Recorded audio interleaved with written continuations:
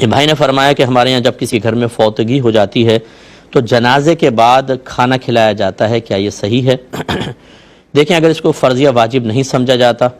کوئی نہ کھلائے تو طنز نہیں ہونا چاہیے، مطالبہ نہیں ہونا چاہیے، لوگوں کے خوف کی وجہ سے نہ کھلائیں تو اس میں کوئی حرج نہیں ہے۔ اس کی وجہ یہ ہوتی ہے کہ دور دراز سے لوگ رشتہ دار آتے ہیں، جنازے میں شرکت کرتے ہیں، پھر وہ گھر پر آتے ہیں،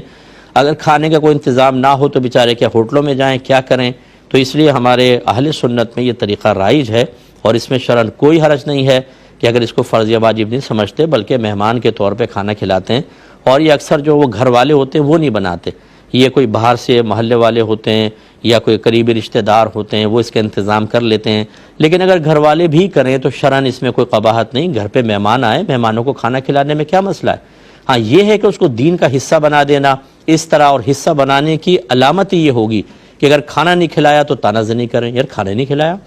اور کھانا بھی بہت اچھا ہونا چاہیے، اس پہ مرغی اور رانے، مردہ اپنی جان سے گیا، لوگ غم میں یہ رانوں پر رانے کھائے جا رہے ہیں، یار شرم کریں کچھ۔ اس قسم کے لوگوں کو کہہ رہا ہوں کہ جو مطالبات کرتے ہیں اور وہاں پہ ٹوٹ پڑتے ہیں بوٹیوں کے اوپر، یہ بیچارے غم میں ہیں لوگ، آپ کھانے پہ ٹوٹ پڑیں۔ تو بہرحال شرعاً یہ صحیح ہے بشرطے کہ ان شرائط اور قیودات کا لحاظ کیا جائے۔